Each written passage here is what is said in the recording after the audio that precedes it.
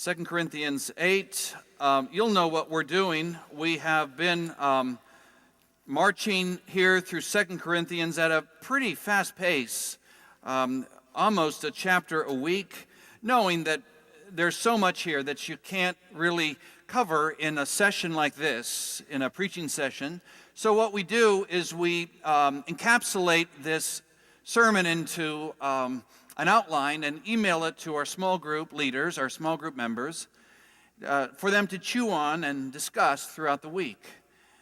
And if you're in a small group, you're getting those things. If you'd like to be in a small group, or like to be in a new small group, or would just like to receive them for your own edification, you can do that too. Just go to our website and just tell us that you want to do that, and we will make sure that you get the sermon notes after it's been preached. Here in chapter 8, he's talking about money and giving. And it's a sensitive topic, so he begins with simply the great equalizing word. If you see it in chapter 8, verse 1, and now brothers. If you were writing today, you would call it now brothers and sisters. Consider it, and now friends. Friends. He has the authority as the great apostle to come down and command things. He's done this before. Tell that person, don't do that. Tell that person, don't do that. Expel the immoral brother. Do this, do that. He has the authority to command certain things. But when it comes to giving, I think he wants to equalize the playing field. I think he wants to say, this is such an important issue. Let's talk about it as brothers, as peers, as people who are connected to each other by the heart. And he has a relationship that he can do that with. He knows these people in Corinth. He planted the church. He's taught in their synagogues. He has taught in their church. He has wrestled with them through serious issues, as we've been trying to teach over the last few weeks. And based on that relationship, he says, brothers. And I just want to say something to you today. Brothers, sisters, do you know what this church is doing? Do you have any idea how the grace of God is being poured out into this place? I want you to know this. I get to see it all the time, and maybe you don't. But let me just give you a couple of vignettes, okay?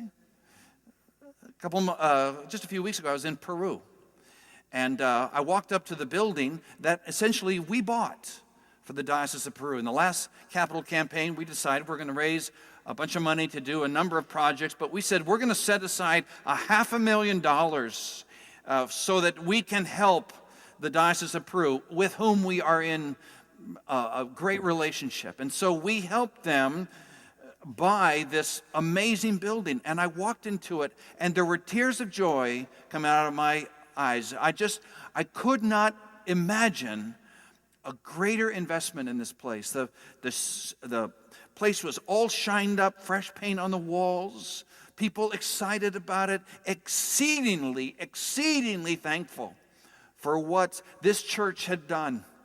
There's a big bronze plaque on the wall that says, to the glory of God and our friends at Christ Church, Plano. And we did this.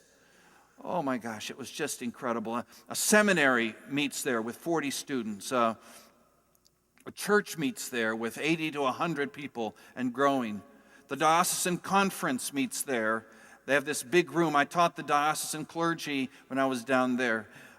Bishop Godfrey's offices are down there. All the non-governmental offices that supply all the social work, the soup kitchens and the clinics and all that kind of stuff, they office in that same building. It's immaculate.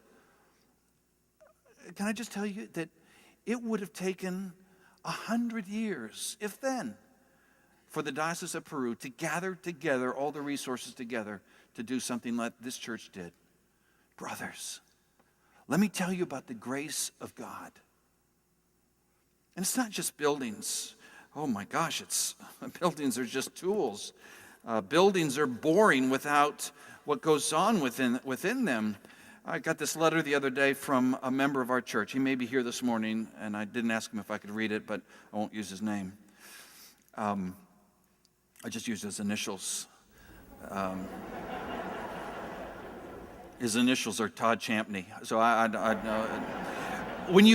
he writes me, when you asked the questions about how Christ Church affected our lives, I was shaking my head in agreement. I wanted to say thank you after this meeting, but thank you is not enough. It does not articulate the impact that Christ has had on my family through Christ Church. It made me think of how truly blessed and kind God had been to me up to this point in my life, and I connected the dots and studied the winding and beautiful contours of grace as I reflected on the way home last night and this morning. He talked about his experience of being brought to here into this place by a fellow, a couple, got us to try Christ Church, and I was not a believer, newly married. And I remember so well the sermon you gave, and it spoke to me. And then he says he comes to faith at a men's retreat, and Nozar turns to him and says, you and your wife must come to our small group at Buzz and Cindy Sue's. I thought, Buzz and Cindy Sue? Sounds like a country western song. But they went there and they found such, he goes on, such love and grace and growth in the Lord. Brothers, sisters, I want you to be apprised of the way God's grace is flowing out in some churches. Yesterday was a roof dog run. 550, I don't know how many people gathered out here, and about half of them, the plan was for half of them to run past my house, which I live right over there.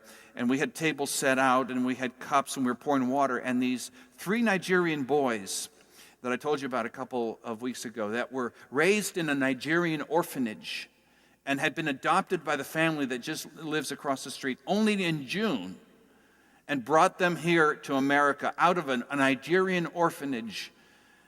They came over to watch what we were doing, and I said, hey, you want to help? And they said, yeah, we help. And they were pouring water into these little paper cups for the runners as they would come by. And the 10-year-old Gabriel said, what are we doing? And I said, well, we're getting water together for a bunch of people who are running by. And he said, well, why are they running? Well, we're raising money. And he said, well, why do you raise money by running? And I said, you were raised in an orphanage, right? He said, yes. They pay money and then run to raise money for an orphanage like yours in Peru, in South America. He took it in. He left. A couple minutes later, comes back with a $5 bill. He says, give this to the orphanage.